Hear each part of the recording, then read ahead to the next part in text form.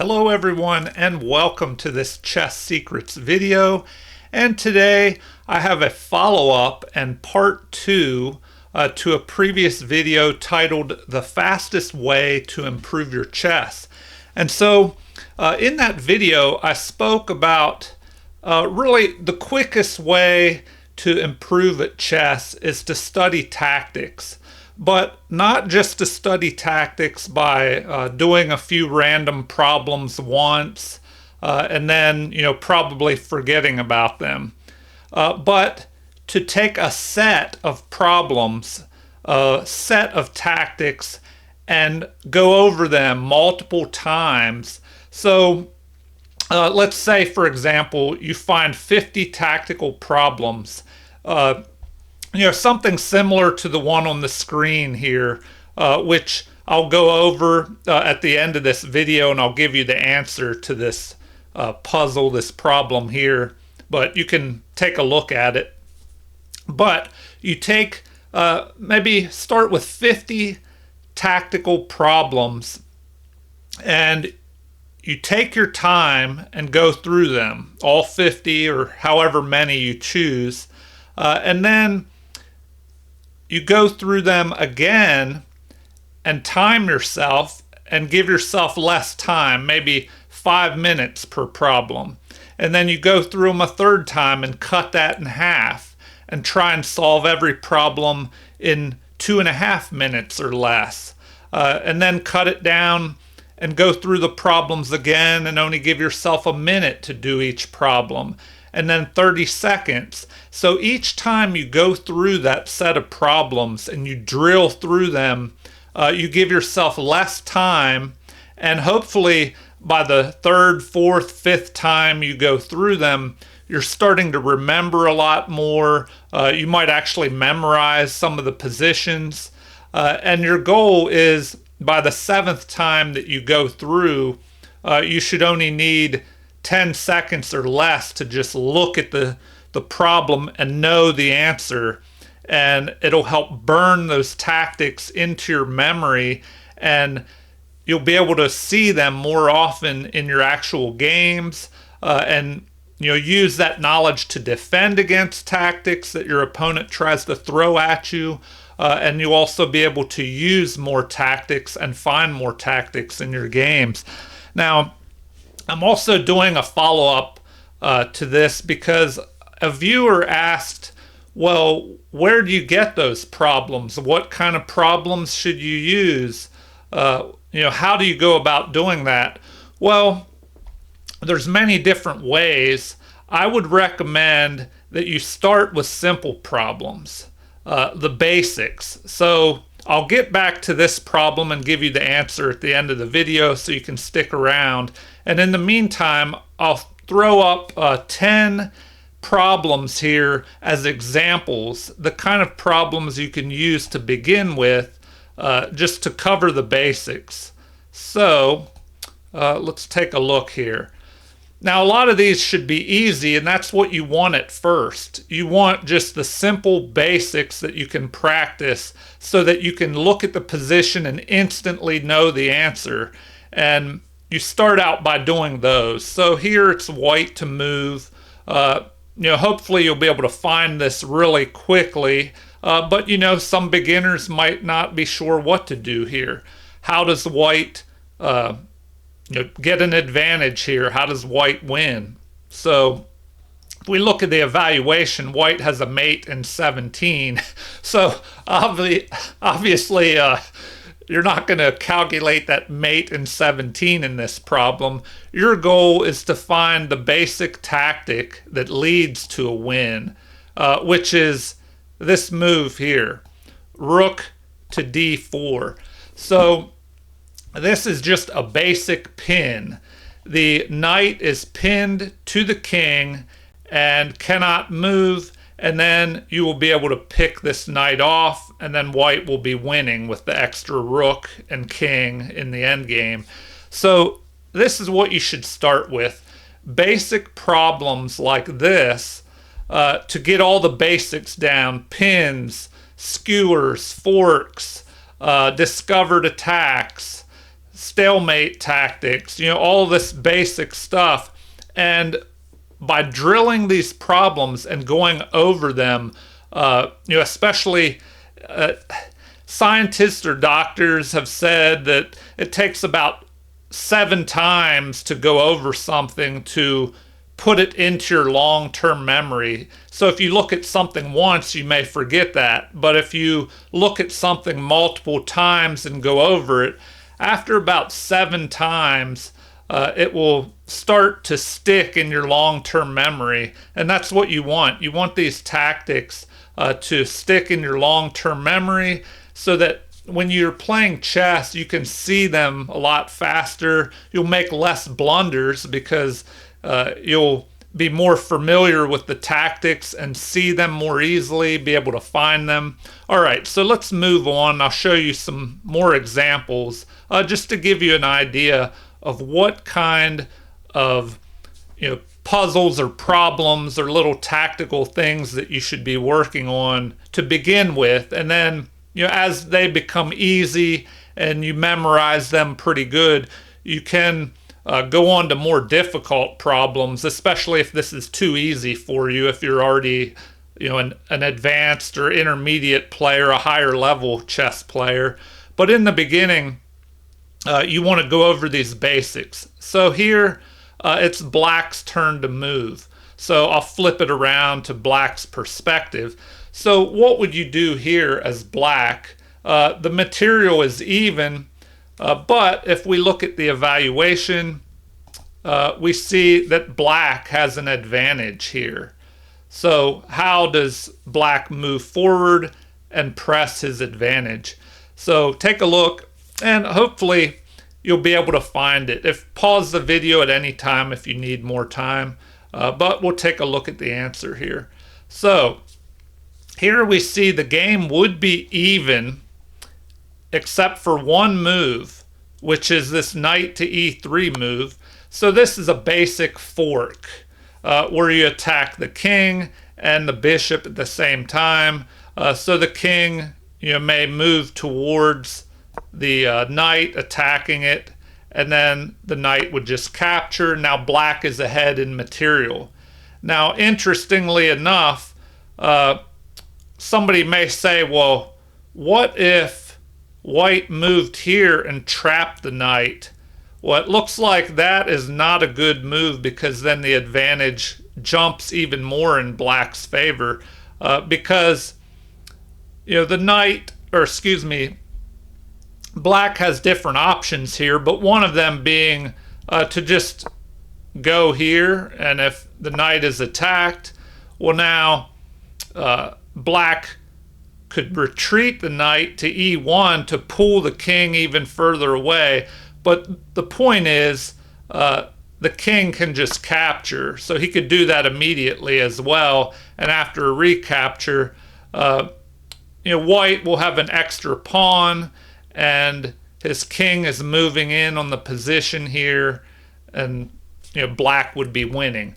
But back to the topic here, tactics. And so in this position, we were looking at the possibility of a fork. So that is a basic tactic that everybody must know. And the more you go over tactical problems and see different forks and pins and other tactics, the more easily you'll see them in your own games. All right, so I'll move on here and I'll show you some more examples. We'll look at the next problem. So here we have, let's see, White's turn to move here, and we have another simple tactic that hopefully you can find it quickly. And take a look at this. What does White do with White to move here? All right, the evaluation shows White is definitely winning in this. How does he go about it? Well, let's take a look. So the winning move is bishop to g2 here. So, obviously it's a check, but more importantly, it's a skewer where you attack one piece, the more valuable piece usually, and they must move, and you are attacking the piece behind them. So it's like this bishop goes through the king and attacks the piece behind it. So, once the king moves, the bishop will just pick off this knight and be ahead here. So another basic tactic to learn. All right, let's move on. I'll show you another example. So my viewer that I had, he asked, well, what type of problems? How do you get these problems? Where can you get them from? Well, there's different ways to do that. One idea, and probably a pretty good one to help improve your chess, is you could go over your own games and see what tactics you missed using the computer, or even better ways to go over the game yourself first and see what mistakes you can find yourself, because that'll help you analyze your own games and learn from them, and then go over your game with the computer.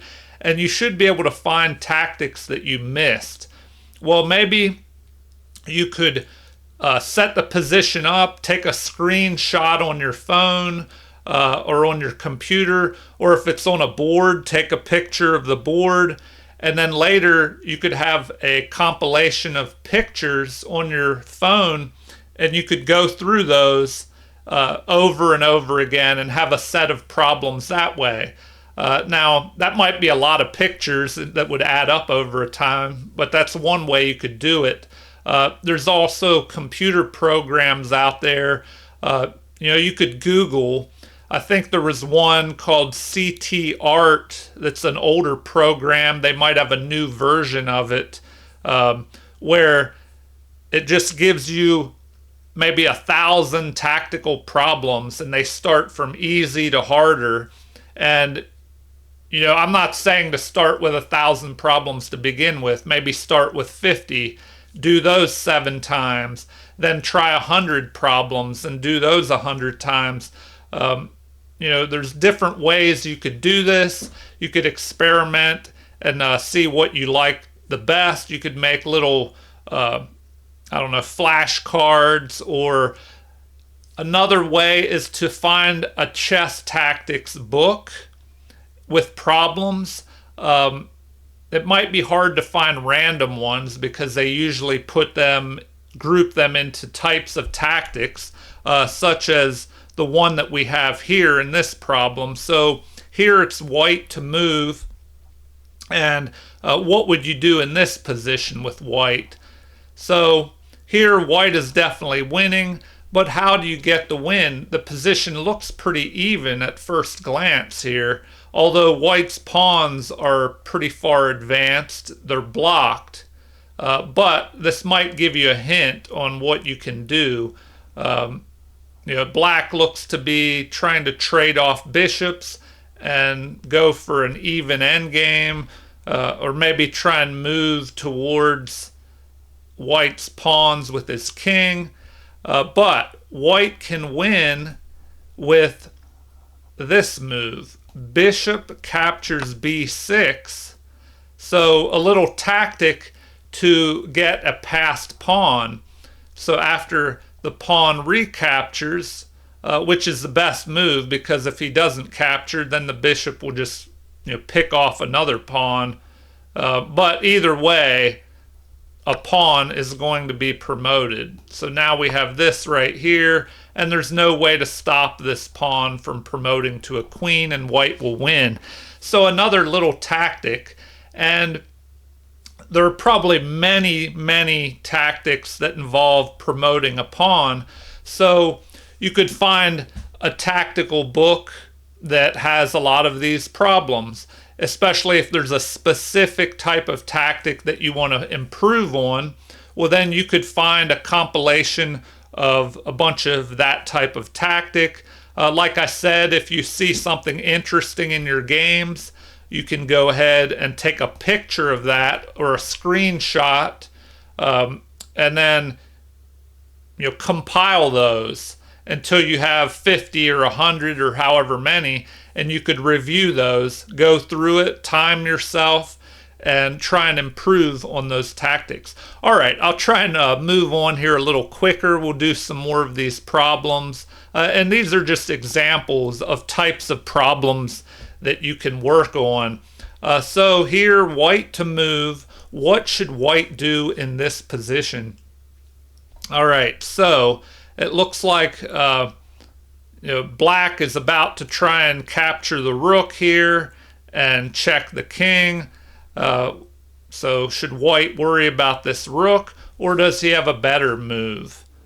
All right, when you're looking at tactics, one thing you always want to check for is the king. Is the king safe? So is your king safe?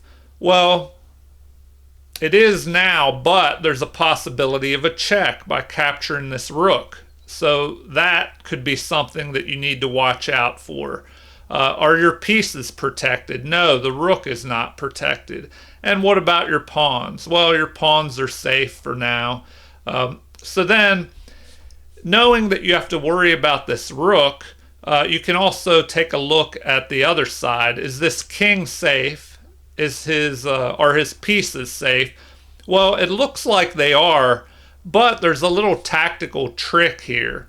So we start with a fork. Well, first of all, I'll show you the evaluation. So white is definitely winning here, but how does he do it? He has one move that gives him the winning advantage, and queen to g4 starts this off. So a fork, checking the king and attacking this unprotected queen. So when you're looking at tactics, it's always good to ask yourself, well, is your opponent's king safe? Can you attack it or check it in any way that gives you an advantage?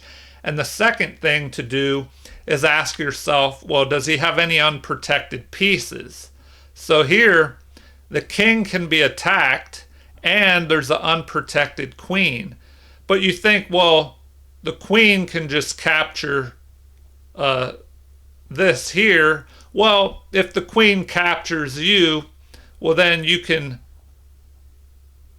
move up here, capture the rook, giving check, and that will give you time to then capture the queen. So, we can take a look at this. If the queen captures, well, you don't have to capture right away or then you'll lose your rook. You can capture with check first. The king has to move, and then you can pick this off and you're ahead a whole rook here. So another type of tactic, basically called removing the guard. That's another tactic that you definitely want to learn. So what we're going to do is remove the guard, which is the queen that's guarding this rook. And we did that by drawing the queen away. So after the queen captures us, the rook is no longer guarded, and we can capture with check, giving us time to get the queen. And the computer recommends after this queen to g4 move, it looks like just moving the king. So then you just lose the queen. So capture, but black gets the rook with a check, but it doesn't matter. Queen versus rook will be winning for white, and black will be lost here. All right, so removing the guard, another basic tactic that everyone should learn, and by drilling these tactics, that is the fastest way to improve, because most games are lost due to tactical oversight. From beginner level especially, all the way up to, even chess masters and sometimes the best players in the world overlook some tactics too. So, everybody can fall due to tactical oversight. All right, so let's see. The next problem we'll take a look at. Okay, white to move here. What would you do as white? So take a look, see if you can figure it out.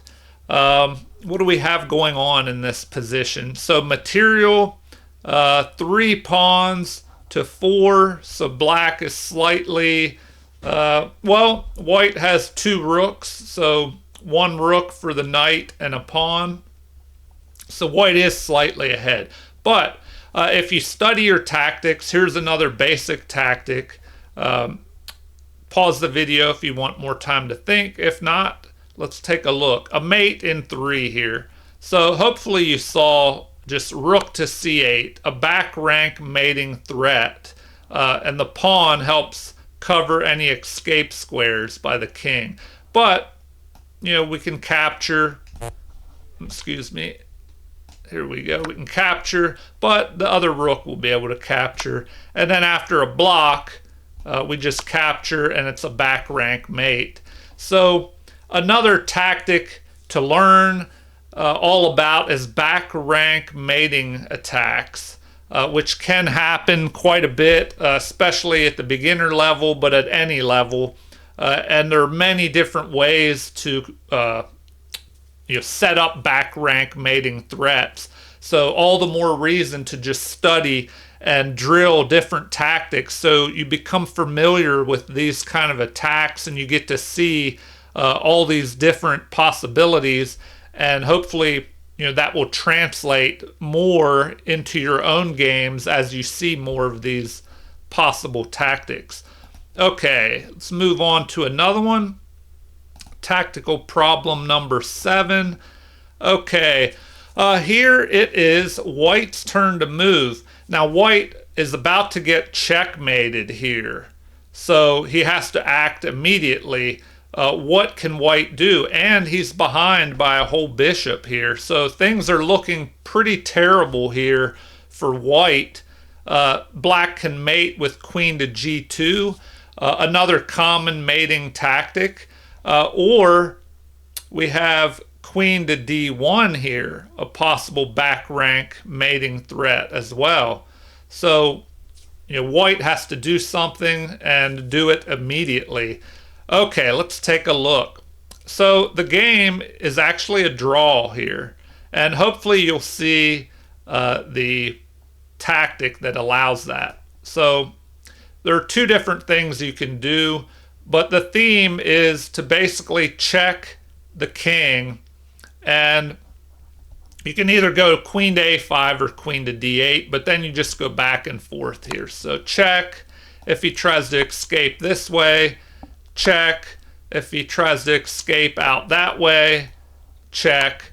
And this pawn here kind of keeps him from being able to run and gets in his own way. But the queen just checks back and forth until there is a draw by repetition of position. So another common tactical theme that everybody should know, and that can save you in games. I've definitely won a few games by being able to just check the king back and forth when I was in trouble. So let's move on to the next one. But that's just another idea of types of tactics that you can set up for your group of 50 or 100 or even more. All right, let's look at problem number 8.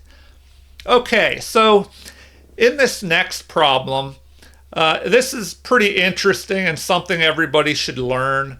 It looks like it's white to move here, but what does white do to win? Black is almost stalemated here. So this is kind of like a stalemate zugzwang position where it's black's turn to move, but whatever he does, or excuse me, it's white's turn to move in this position, but it's getting to be where whatever black does, it's going to be a bad move for him. So white has to be careful to maintain that type of position, the zugzwang position, where whatever black does, it's going to cause a problem. It's going to end up bad for him. So let's take a look here. If the rook, which is pinning this bishop, moves away, well then the bishop will just be able to run around and try to escape. But then again, the rook could move back up here, threatening a mate, and the bishop would have to block again. But instead of all of that, there's another move, and we'll look at the evaluation here. So white is definitely winning with a mate in 9, but how does it lead to that? Well, you just move this rook to b8 or c8 and keep this bishop pinned. So now where does the king go?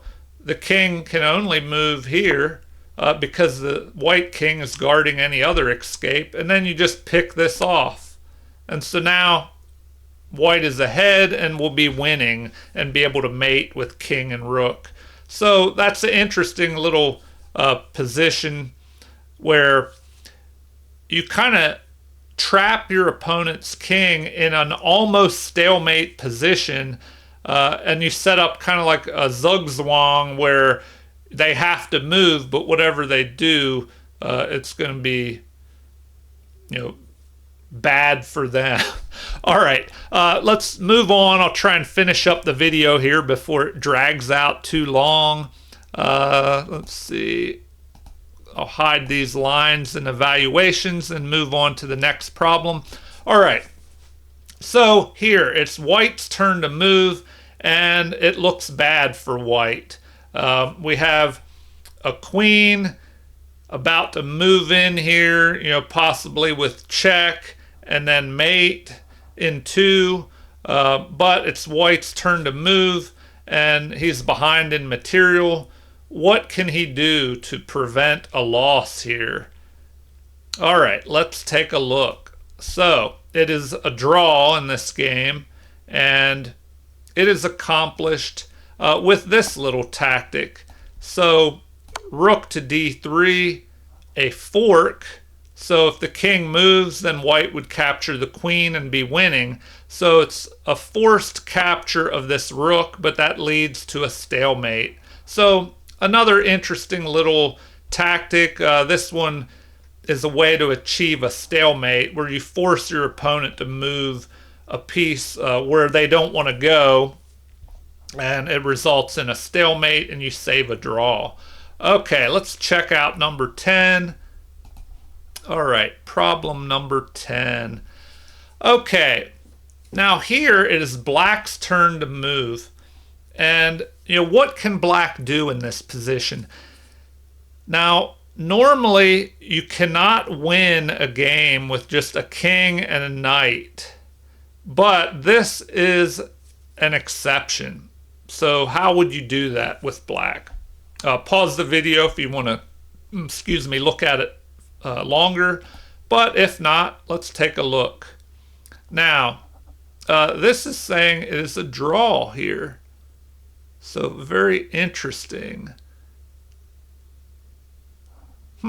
That's interesting that the computer says that.